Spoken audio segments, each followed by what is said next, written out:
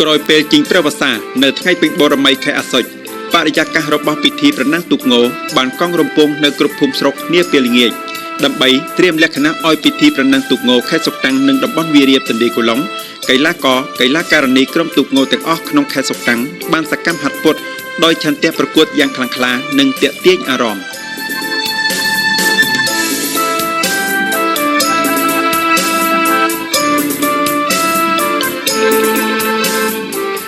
កាន់តែជិតដល់ថ្ងៃប្រណាំងទូកងដៃច្រវារបស់កីឡាករកីឡាការិនីកាន់តែញាប់ឡើងទាំងអស់គ្នាកំពុងតែទន្ទឹងដល់បរិយាកាសអូឡារិតនៃថ្ងៃពេញបូរមីខែកដឹកជាមួយស្នូកញ្ជ្រៀវលាន់ឡើងលើខ្សែទឹកប្រណាំង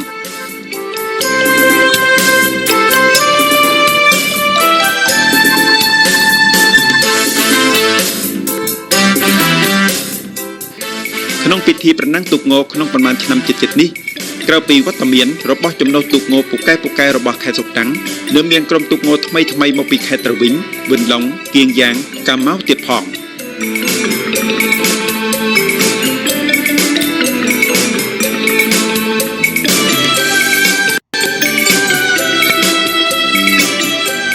ពិធីប្រណាំងទូកងរៀងរាល់ឆ្នាំបានបញ្ជាក់ឲ្យឃើញនៅការបដិញ្ញាចិត្តរបស់ក្រុមទូកងខេត្តនានាសងខាងដងព្រែកម៉ាស្ពេរ៉ូស្នូកញ្ជ្រៀវរួមជាមួយចង្វាក់ច្រវាយ៉ាងរទេះនៃចំណុះទូកងទាំងឡាយ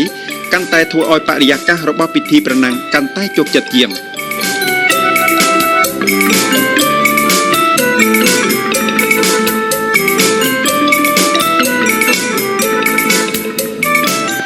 បោះសម្បុរដ៏ស្រស់ថ្លានៃទូកងទាំងអស់រួមជាមួយស្មារតីយុទ្ធមិត្តតាមលបឿនដៃច្រវានីមួយព្រមគ្នាធ្វើឲ្យទូកងជ្រែកទឹកយ៉ាងលឿនទៅកាន់ទីដៅស្មារតីប្រណាំងនេះហើយបានរួមចំណែកធ្វើឲ្យពិធីប្រណាំងទូកងកាន់តែស្វាហាប់ហើយបន្សល់ទុកនូវភាពជោគជ័យយ៉ាងជ្រាលជ្រៅចំពោះភ្ញៀវទេសចរ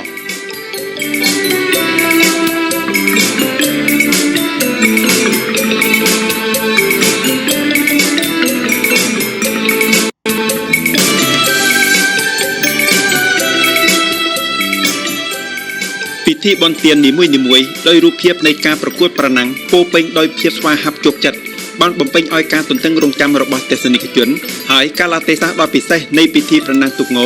បានដាក់ជាប់ក្នុងអារម្មណ៍របស់អ្នកដែលចូលចិត្តមកកីឡាទូកងពីគ្រប់ទិសទី